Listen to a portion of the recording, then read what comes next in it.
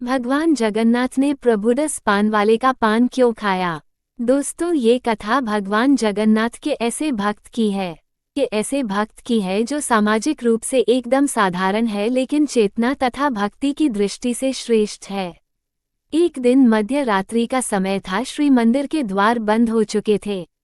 सभी भक्त तथा पुजारी अपने अपने घर वापस जा चुके थे। उस समय बलराम दास जगन्नाथ जी की महिमा का गुणगान करते हुए वहीं टहल रहे थे।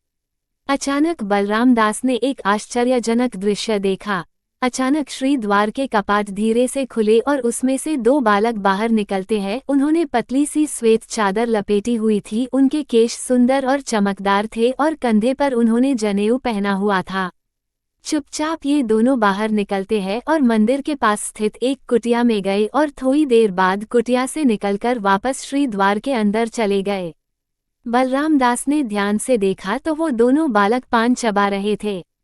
उनके होठ लाल थे। बलराम दास ने सोचा कि आखिर ये दोनों बालक कौन थे। इसी जिज्ञासावश वो उसी स्थान पर कुछ दिनों के लिए खड़े रहे और यह नित्य कर्म देखते रहे। ये दृश्य वह प्रतिदिन देख रहे थे। तो वो एक दिन उसी कुटिया में जाते हैं। वहां जाकर बलराम दास को पता चला कि यह वास्तव में प्रभुदस का घर था। प्रभुदस एक सामान्य व्यक्ति थे जो कि पान बेचते थे। ये भगवान जगन्नाथ जी के परम भक्त थे। ये अकेले ही रहते थे और पान बेचकर ये प्रतिदिन उतनी धनराशि इकट्ठा कर लेते थे जिससे उनका जीवनयापन हो सके और बाकी का समय वे भगवान जगन्नाथ जी के मंदिर में ही बिताते थे। कई बार जगन्नाथ जी को देखकर प्रभुदस भावावेश में आकर रोने लगते थे। प्रभुदस दिन में देखते थे कि भगवान जगन्नाथ को 8 बार विभिन्न प्रकार के 56 भोग अर्पित किए जाते हैं और फिर ये सोचते कि भगवान आपको भोग अर्पित करने के बाद पान और सुपारी भी अर्पित की जाए जिससे आपका भोजन संपूर्ण हो जाएगा। लेकिन मैं जानता हूँ कि आपके मंदिर में अभी तक पान सुपारी अर्पित करने का कोई प्रथा अभी तक प्रचलित नहीं है। फिर मैं तो एक तुच्छ सेवक हूँ और मेरे भीतर कोई योग्यता ही नहीं है जिससे मैं इस प्रथा का प्रारंभ कर सकूं। लेकिन मेरे भीतर यह अगम्य इच्छा है कि किसी दिन मैं आपको पान सुपारी अर्पित कर सकूं। बस ये सोचकर प्रभुदस प्रतिदिन भगवान जगन्नाथ को पान। बलराम दास और प्रभुदस एक दूसरे से मंदिर में ही मिल गए। तब बलराम दास ने प्रभुदस से कहा कि प्रभुदस, मैं कई दिनों से देख रहा हूं कि मध्य रात्रि में दो बालक मंदिर से निकलकर आपके घर में आते हैं और फिर थोड़ी देर बाद बाहर निकलकर वापस मंदिर में चले जाते हैं। वो आपके घर से पान खाकर जाते हैं। क्या वो लोग आपको पान की कीमत देते हैं? तब प्रभुदस ने कहा कि नहीं, मुझे कोई पैसा नहीं मिलता है। वो दोनों बालक प्रतिदिन मेरे पास आते हैं और मुझसे पान भी लेकर जाते हैं। जब मैं उन दोनों को देखता हूँ तो मैं उनसे आकर्षित हो जाता हूँ तथा उन्हें देखकर मुझे बड़ी प्रसन्नता होती है और इसी वजह से मैं उनसे पान की कीमत मांगना भूल जाता हूँ। जब तक मैं उनसे पान की कीमत मांगूं तब तक वो दोनों मेरी कुटिया से बाहर चले जाते हैं। अब आप ही बताइए कि इसमें मेरा क्या दोष है? प्रभुदस का उत्तर सुनकर बलराम दास कहते हैं कि अरे प्रभुदस, आप बड़े ही भोले भाले हैं। आपको ये याद रखना चाहिए कि आप व्यापार कर रहे हैं। आप ऐसे कैसे बिना किसी से मूल्य लिए पान दे सकते हैं? यदि ऐसा ही चलता रहा तो आपका घर कैसे चलेगा?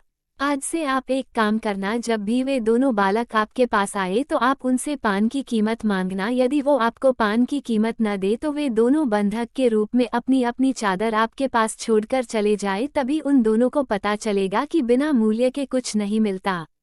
अब भोले भाले प्रभुदस को ये सुझाव बहुत पसंद आया।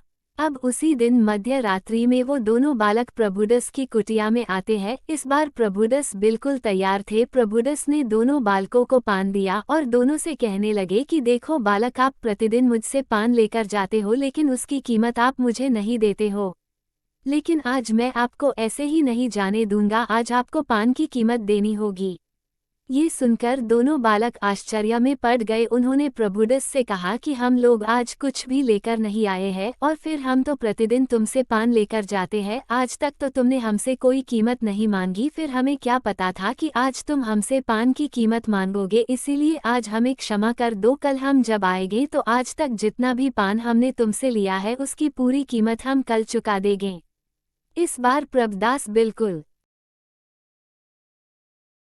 निपुण व्यापारी की तरह बात कर रहे थे। अतः प्रभुदस ने कहा कि बिल्कुल नहीं, तुम दोनों को मैं क्या मूर्ख दिखाई दे रहा हूँ। ऐसे कैसे मैं तुम दोनों पर विश्वास कर लूँ कि कल तुम दोनों आओगे।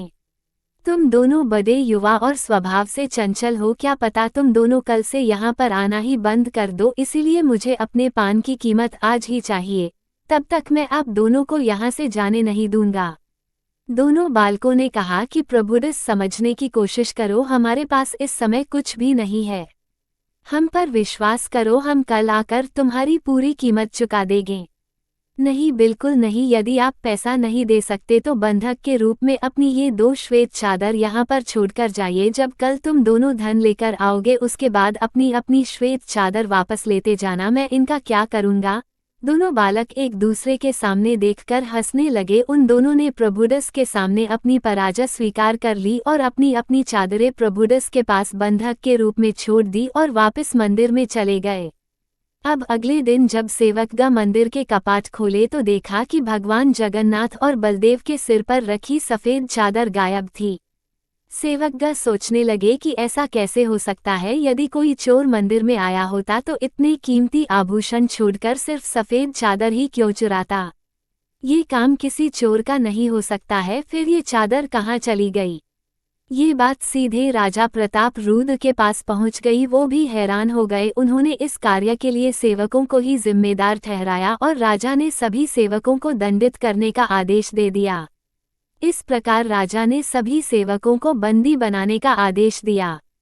अब भगवान जगन्नाथ को ये बात कैसे पसंद आती कि उनके निर्दोष सेवक दंडित किए जाए। फिर जगन्नाथ जी की प्रेरणा से बलराम दास राजा के पास चले गए। उन्होंने राजा को सारा वृतांत कह सुनाया जो कि अभी तक घटित हुई थी। इसीलिए भगवान जगन्नाथ अब पान खाना चाहते हैं, अतः अब आप 56 भोगों के साथ पान की भी व्यवस्था करिए। राजा रुद्र प्रताप ये बातें सुनकर बड़े आश्चर्यचकित हो गए। राजा रुद्र प्रताप प्रभुदस से मिलने के लिए उनकी कुटिया में गए।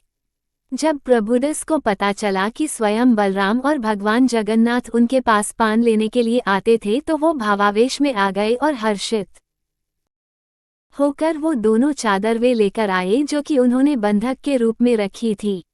राजा रुद्र प्रताप उन चादरों को देखकर पहचान गए। उसी दिन से राजा रुद्र प्रताप ने ये घोषणा करवा दी कि भगवान जगन्नाथ को भोजन के पास प्रतिदिन पान अर्पित किया जाए। तब से लेकर आज तक भगवान जगन्नाथ को पान अर्पित किया जाता है। दोस्तों, अब आपको पता चल गया होगा कि भगवान जगन्नाथ अपने भक्तों की प्रसन्नता के लिए कुछ भी कर सकते हैं। तो सब मिलकर बोलिए जय जगन्नाथ महाराज की।